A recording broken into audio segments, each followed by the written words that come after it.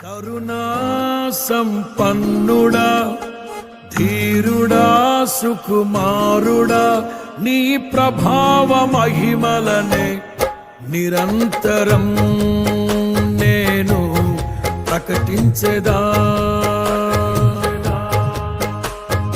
కరుణా సంపన్నుడా, ధీరుడా, సుకుమారుడా, నీ ప్రభావ మహిమలనే నిరంతరం నేను ప్రకటించెదా.